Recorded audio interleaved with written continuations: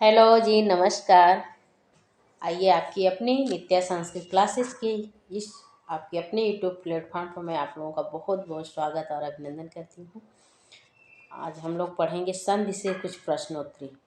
ठीक है, तो संधि सभी एग्जामों में पूछी जाती हैं और ये संस्कृत का तो ये क्लास है ही, और हिंदी के भी अगर आप हिंदी से भी किसी एग्ज़ाम की तैयारी कर रहे हैं तो उसमें भी ये ऐसे प्रश्न पूछे जाते हैं संधि से।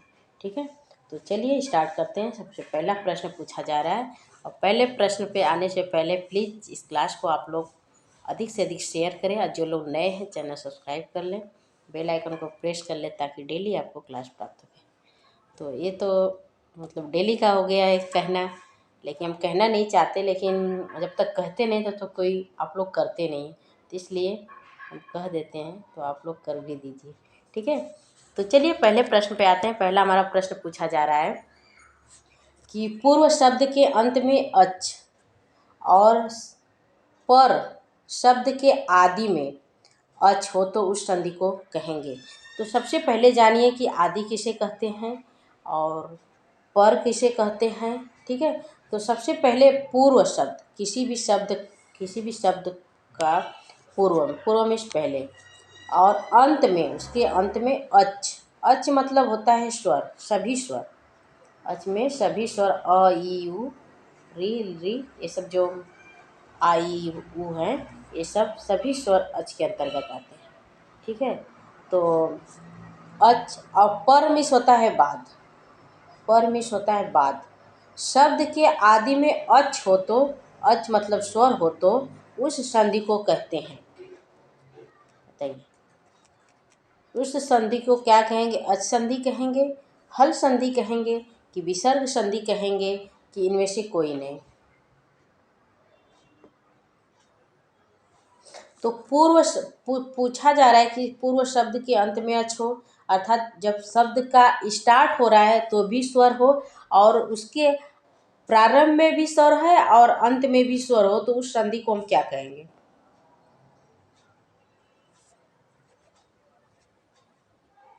तो उसको अच संधि कहेंगे। ऑप्शन नंबर अ राइट होगा, अच संधि, स्वर संधि। ठीक है, स्वर संधि। जैसा कि आप ऊपर देख पा रहे हैं कि संधि है, और ये कौन सी संधि है? स्वर संधि। स्वर संधि को ही हम कहते हैं अच संधि। ठीक है, तो इसमें कौन सी संधि होगी? अच संधि होगी। आइए अगले प्रश्न पे। प्रायशः संपूर्ण संधि प्रकरण में किसका अधिकार रहता है?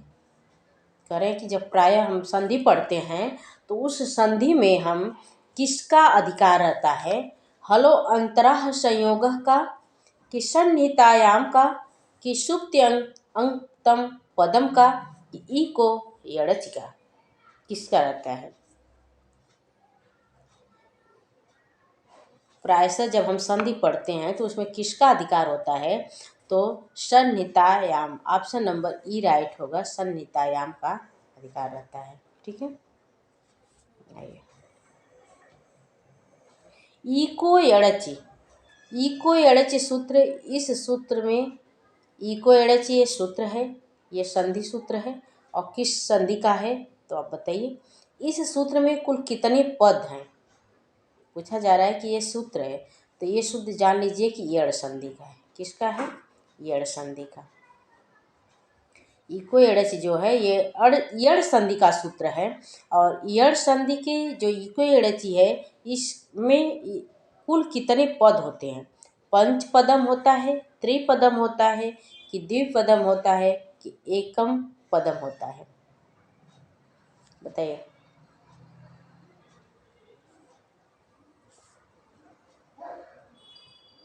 तो ऑप्शन नंबर ए कौन सा राइट होगा? ब, त्रिपदम होता है।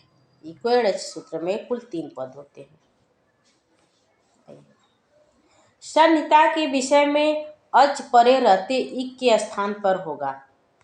करें कि सन्निहिता के विषय में अच परे रहते इक के स्थान पर होगा।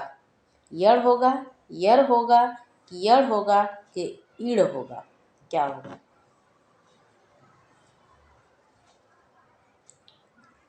तो ई को यड़ची किसका है ये सूत्र है, ऐसे भी पकड़ सकते हैं। हाँ, इक दिया हुआ है तो ई को एड़च अभी अभी पढ़े हमने, ये किसका होता है, तो यड़ होता है। तो इसमें संहिता के विषय में जब अच परे रहते हैं तो इक के स्थान पर यड़ आदेश होता है। ऑप्शन नंबर ओ राइट होगा। ई उ री री ये 4 वर्ड किस प्रत्याहार के अंतर्गत आते हैं?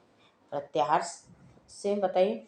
प्रत्याहार से ये प्रश्न है कि ई उ री री ये 4 वर्ड हैं, ये किस प्रत्याहार के अंतर्गत आते हैं?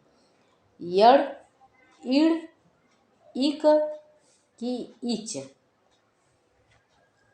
तो ई उ री री ये जो प्रत्याहार हैं ये किसके अंतर्गत आते हैं?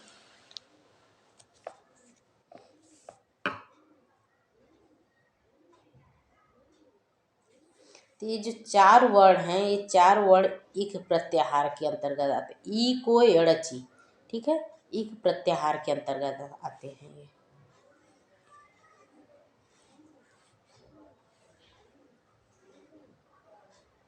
आइए प्रश्न नंबर 6 आ गया। स्लाइड थोड़ा सा छोटा कर लें। हाँ चलिए बताइए। यड़ प्रत्याहार के अंतर्गत आते हैं।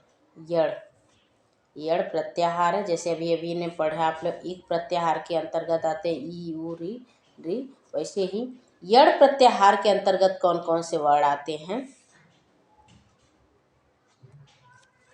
ह य वर आते हैं, कि य र ल श आते हैं, य व ल ह आते हैं, कि य व र ल आते हैं। तो यड़ प्रत्याहार के अंतर्गत य व र ल तो आते हैं ये, लेकिन कौन सा ह आता है क्या? नहीं आता है, इसको कट कर दीजिए। ई र ल स आता है क्या? नहीं आता है। य व ल ह नहीं आता है। तो ये ऑप्शन नंबर ऑटोमेटिक सही हो जाएगा। जब हमारे सारे ऑप्शन कट होते हैं तो एक ऑप्शन रहे उसमें से सही होता है, तो ऑप्शन नंबर री सही होगा। इसमें य व र और ल ये सही सीरियल से भी लिखा हुआ है कि यड़ प्रत्याहार के अंतर्गत आते हैं य व र और ल, और ऑप्शन नंबर ई री राइट होगा। ठीक है, ऑप्शन नंबर री राइट होगा, य व र ल। ठीक है, आइए यड़ संधि में ई उ री री के स्थान पर क्रमशः आदेश होगा। ई उ री री के स्थान पर क्रमशः आदेश होगा। क्या होगा? ह य व र होगा, कि य व र ल होगा, कि य र ल व होगा, कि य व र ल होगा? बताइए ई के स्थान पे क्या होता है? तो संधि आपने पढ़ा होगा अगर विस्तार से, तो आप बता ले जाएंगे कि ई के स्थान पर यह होता है, और ऊ के स्थान पर क्या होता है? वह होता है। री के स्थान पे र होता है और री के स्थान पे ल होता है। तो कौन सा इसमें ऑप्शन सही होगा? य व र ल है, तो ये ऑप्शन ह आ गया, पहले ही कट होगा। और य व र ल इसमें है य व र ल। देखिए दो ऑप्शन में, नीचे वाले भी ऑप्शन में य व र ल है। ठीक है, इसको चेक करना पड़ेगा। इसमें इस वाले में स भी आया है। ठीक है, तो ये भी कट हो जाएगा, य र ल व।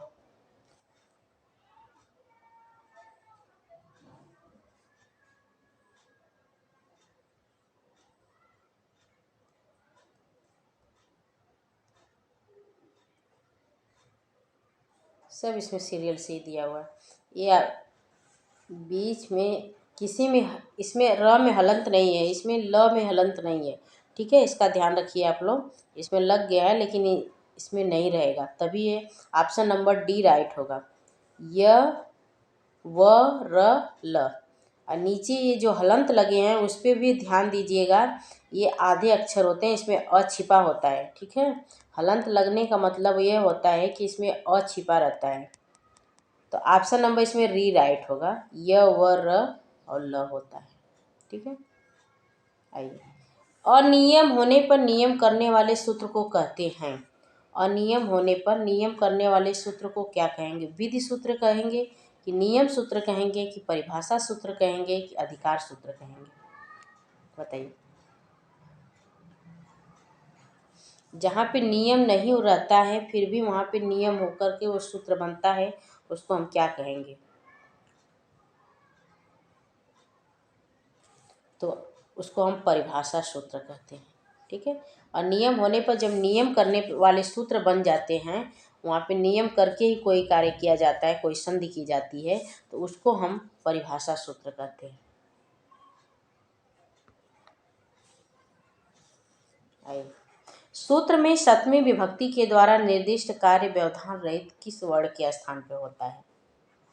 पूछा जा रहा है कि जो सूत्र हैं उसमें सप्तमी विभक्ति के द्वारा निर्दिष्ट कार्य जो व्यवधान रहित, उसमें कोई व्यवधान नहीं हो, किस प्रकार किस वर्ण के स्थान पर होता है? पूर्व वर्ण के, कि पर वर्ण के, कि मध्य वर्ण के, कि अंत्य वर्ण के?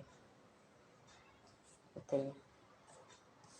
तो जो व्यवधान रहित कार्य होगा वो पूर्व वर्ण के, अर्थात पहले वाले वर्ण के।